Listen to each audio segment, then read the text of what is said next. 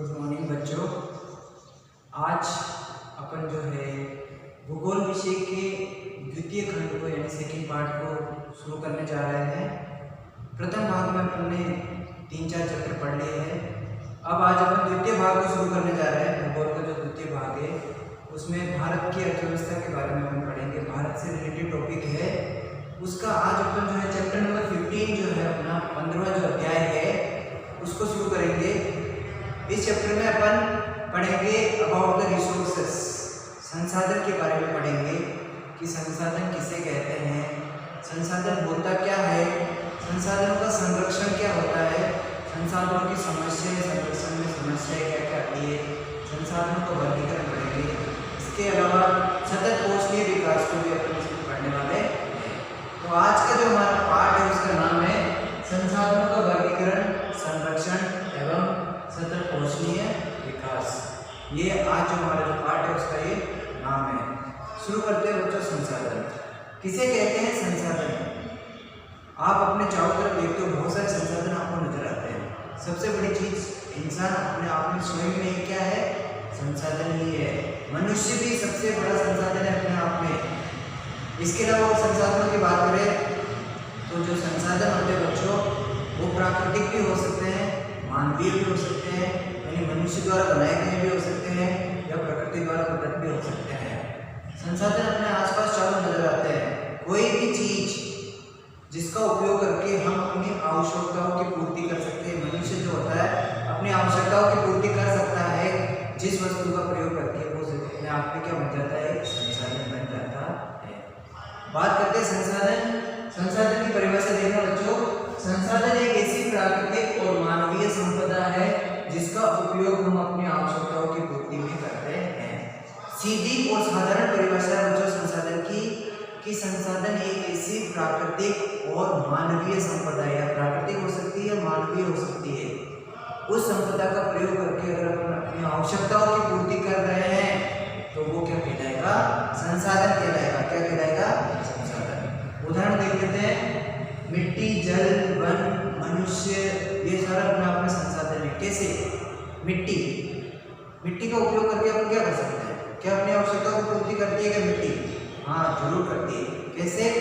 मिट्टी अपने खेत को देख लो, अपना खेत है उसमें अपन फसल बोते हैं, उस फसल से अनाज पैदा करते हैं, उसी अनाज को खा करके हम अपना पेट भरते हैं। तो हुई ना एक इंसान की पूर्ति, आवश्यकता जो थी इंसान की पेट भरना, उसकी आपूर्ति किससे हुई? अपनी मिट्टी से, जमीन से, भूमि से।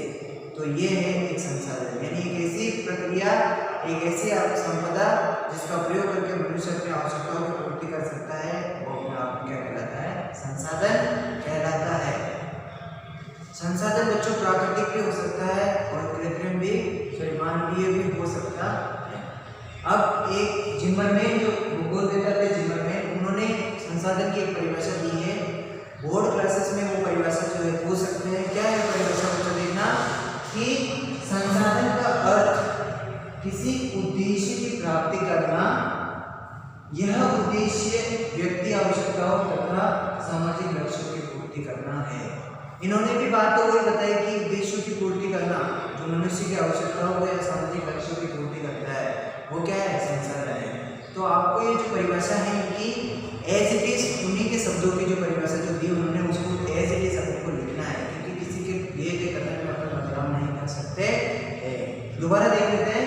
संसाधन का अर्थ किसी उद्देश्य की प्राप्ति करना है, यह उद्देश्य व्यक्तिगत आवश्यकता तथा सामाजिक लक्ष्यों की पूर्ति करता या करना है। इस उद्देश्य की जो प्रमुख प्रायोरिटी हो सकती है वो हो सकती है कि मनुष्य की आवश्यकताओं की पूर्ति करता हो तथा सामाजिक लक्ष्यों को भी वो प्राप्त करता हो।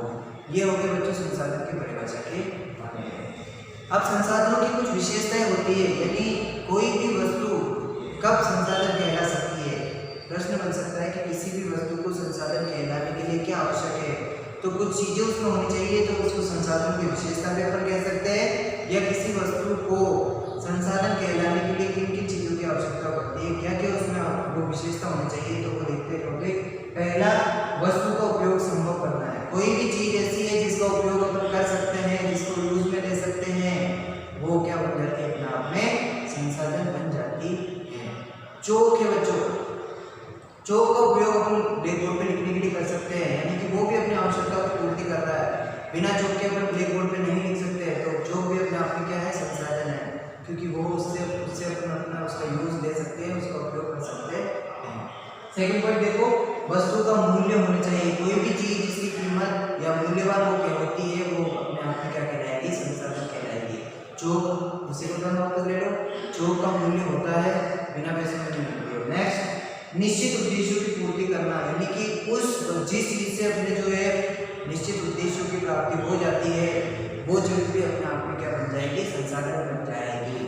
नेक्स्ट और आखिरी पॉइंट है, पोषणीय विकास के लिए पूंजी है, यानी कि उस संसाधन को खरीदने के लिए पैसे की जरूरत पड़ती हो, किसी भी चीज को खरीदने के लिए अगर जिस चीज में पैसे की जरूरत पड़ती है और उस चीज से मनुष्य अपनी आवश्यकताओं की पूर्ति कर रहा है, तो वो भी अपने आप में क्या कहलाएगा, संसाधन। अब now we are going to read classification of the resources. संसाधनों का वर्गीकरण पढ़ने जा रहे हैं। संसाधनों को वर्गीकरण पढ़ने के लिए बच्चों एक चार्ट बनाया है, उस चार्ट पे ध्यान देना। इस चार्ट को आप आसानी से समझ लेना। समझने के बाद इसी प्रकार आपको जो है बोर्ड परीक्षा में बनाना है। निबंधात्मक प्रश्न बनता है, उसको इस तरह से बनाना है और उसके उदाहरण भी उसके साथ लिखना है। Now we are going to read the classification of this resources, यानी संसाधनों का वर्गीकरण। संसाधनों को नॉर्मली जो है 3 भागों में बांटा गया है। उत्पत्ति के आधार पर संसाधनों को अलग बांटा गया है, उद्देश्य के आधार पर संसाधनों को अलग बांटा गया है, एवं उपयोग की सततता के आधार पर जो है संसाधनों को अलग भागों में बांटा गया है। तो 3 भागों में बांटा गया है, उद्देश्य के आधार पे, उपयोगिता के आधार पे और तीसरा है उत्पत्ति के आधार पे। उत्पत्ति के आधार पर जो देखना, संसाधन 2 प्रकार के होते हैं। उत्पत्ति के आधार पर संसाधनों को कितने भागों में बांटा गया है, 2 भागों में बांटा गया है। पहला है जैविक संसाधन और दूसरा है अजैविक संसाधन। उद्देश्य उत्पत्ति के आधार पर संसाधन, जैविक संसाधन और अजैविक संसाधन 2 प्रकार के होते हैं। यह पूछ सकता है उत्पत्ति के आधार पर संसाधन कितने प्रकार के होते हैं, जैविक अजैविक, या जैविक अजैविक के उदाहरण भी पूछ सकता है। जैविक संसाधन किसे कहते हैं, जैसा कि नाम में छिपा है, वे सभी संसाधन जिसमें जीव पाया जाता है वो क्या कहलाएंगे, जैविक संसाधन। कोई भी ऐसी वस्तु जिसमें जीव पाया जाता है, जो मनुष्य की आवश्यकताओं की पूर्ति करता है, वो जैविक संसाधन कहलाएंगे। उदाहरण पूछे जैविक संसाधन के उदाहरण, तो मनुष्य खुद अपने आप में जैविक संसाधन है। मनुष्य में जीव पाया जाता है, नहीं होता है, होता है। पशुओं से भी अपनी आवश्यकताओं की पूर्ति होती है, वो भी जीव ही है। इसके अलावा पशु पक्षी जितने भी जीव आ जाएंगे वो सारे किसमें कहलाएंगे, जैविक संसाधन के उदाहरण में आएंगे। अजैविक संसाधन वो संसाधन जो निर्जीव है, जिसमें जीव नहीं पाया जाता है, जैसे सबसे बड़ा उदाहरण इसका हो गया वन, खनिज, भूमि, मिट्टी। वन इसका नहीं है बच्चों, खनिज, मिट्टी और भूमि। भूमि संसाधन है क्योंकि इससे अपनी आवश्यकताओं की पूर्ति होती है। मिट्टी भी संसाधन है, खनिज भी संसाधन है, खनिज से अपन आभूषण वगैरह कई प्रकार के जो अपने यूजलेस होते हैं आइटम जो बनाते हैं, जो उपयोगी सामान अपन बनाते हैं उससे। तो ये सभी संसाधन, वे संसाधन जिसमें जीव नहीं पाया जाता है, जैविक संसाधन कहलाते हैं। उदाहरण में खनिज, भूमि और मिट्टी। ये तो बात है बच्चों उत्पत्ति के आधार पर उद्देश्यों की, ये संसाधनों का वर्गीकरण। अब अगला टॉपिक इसमें संसाधनों के वर्गीकरण में है उद्देश्य के आधार पर संसाधनों को। उद्देश्य के आधार पर संसाधनों को फिर 2 भागों में बांटा है। पहला है ऊर्जा शक्ति संसाधन और गैर ऊर्जा संसाधन। परिभाषा देखेंगे बच्चों, ऊर्जा शक्ति संसाधन किसे कहते हैं, वे संसाधन जिनका उपयोग करके हमें ऊर्जा या शक्ति की प्राप्ति होती है। सुन लेना केयरफुली, वे संसाधन जिसका उपयोग करके हमें ऊर्जा या शक्ति प्राप्त होती है वो कहलाते हैं ऊर्जा शक्ति संसाधन। दूसरा इसका है गैर ऊर्जा संसाधन, वे संसाधन जिससे हमें ऊर्जा तो प्राप्त नहीं होती है, पर जिनका उपयोग अपन कच्चे माल के रूप में कर सकते हैं। वे संसाधन जो हमें कच्चा माल की प्राप्ति करवाते हैं वो कहलाएंगे गैर ऊर्जा संसाधन। अब शक्ति ऊर्जा शक्ति संसाधन के उदाहरण में फिर ऊर्जा शक्ति संसाधन को 2 भागों में बांटा है बच्चों। ऊर्जा शक्ति संसाधन 2 प्रकार के होते हैं, एक होता है परंपरागत और दूसरा है गैर परंपरागत संसाधन। परंपरागत और गैर परंपरागत, ये किस आधार पर बंटवारा है, ऊर्जा शक्ति के आधार पर संसाधनों का बंटवारा। तो परंपरागत संसाधन वे संसाधन जिनका उपयोग प्राचीन काल से बहुत समय पहले से ही किया जाता आ रहा है, वो क्या कहलाएंगे, परंपरागत संसाधन। जैसे कोयला हो गया, पेट्रोलियम हो गया, ये सारे इन संसाधनों का उपयोग अपन बहुत पहले से, जब से मनुष्य पीढ़ी शुरू हुई है तभी से इसका उपयोग होता हुआ आ रहा है। तो वे संसाधन जिसका उपयोग प्राचीन समय से ही किया जा रहा है वो कहलाएंगे परंपरागत। गैर परंपरागत संसाधन किसे कहते हैं बच्चों? वे संसाधन जिनका उपयोग हाल ही में पिछले कुछ वर्षों पहले से ही या कुछ सालों पहले से ही इसका उपयोग अपने इंसान ने करना शुरू किया है, वो कहलाएंगे गैर परंपरागत। इसके उदाहरण में सौर ऊर्जा, पवन ऊर्जा, भूतापीय ऊर्जा, ज्वारीय ऊर्जा, ये सारे इसके उदाहरण कहलाएंगे। ऊर्जा संसाधनों में उदाहरण देख लेना, कच्चा माल सोना, सोने से आभूषण बनते हैं, चांदी से भी आभूषण बनते हैं, इसके अलावा लोहा, तांबा, एल्यूमिनियम, ये सारे क्या कहलाएंगे? ऊर्जा संसाधन के, गैर ऊर्जा संसाधन के उदाहरण। लास्ट है बच्चों, उपयोग की सततता के आधार पर संसाधनों का बंटवारा। इस आधार पर भी संसाधनों को दो भागों में बांटा है। पहला है अनव्यकरणीय, जिसको समाप्य भी कहते हैं, समाप्य मतलब समाप्त हो जाना, किसे कहते हैं? दूसरा है नव्यकरणीय, असमाप्य। अनव्यकरणीय या समाप्य, समाप्त हो जाना, वे संसाधन जिसका एक बार उपयोग करने के बाद उसकी पुनः आपूर्ति करना या उसका पुनः उसको वापस बनाना नामुमकिन होता है, मुश्किल होता है, नहीं बन पाते हैं, वो कहलाएंगे अनव्यकरणीय समाप्य संसाधन। जिसको एक बार आप काम में ले लोगे, जिस चीज को वो हमेशा के लिए खत्म हो जाती है, वो दोबारा नहीं बन सकती है। जैसे लोहा, लोहे को खनिजों खानों से निकाल लेते हैं, प्राप्त कर लेते हैं, दोबारा लोहा नहीं बनता है, उसी को गला करके बनता है। दूसरा हो गया कोयला। फिर अनव्यकरणीय के बाद आता है नव्यकरणीय, असमाप्य, वे संसाधन जिनका पुनः उपयोग या पुनः आपूर्ति की जा सकती है, जिनका एक बार उपयोग करने के बाद उन्हीं संसाधनों को अपन वापस बना सकते हैं, वो वापस उनकी आपूर्ति हो जाती है, चाहे वो प्रकृति से हो चाहे मनुष्य खुद कर रहा हो, तो वो कहलाएंगे नव्यकरणीय संसाधन। मानव मनुष्य एक बार जब पैदा होता है, मरता है, दूसरा पैदा होता है, पशु और वन जल ये सारे उदाहरण है नव्यकरणीय। ये बात है बच्चों संसाधनों की उत्पत्ति के आधार पर दो, जैविक अजैविक, उद्देश्य के आधार पर ऊर्जा शक्ति संसाधन और गैर ऊर्जा संसाधन। फिर ऊर्जा शक्ति के आधार पर दो भागों में बांटा था, परंपरागत और गैर परंपरागत।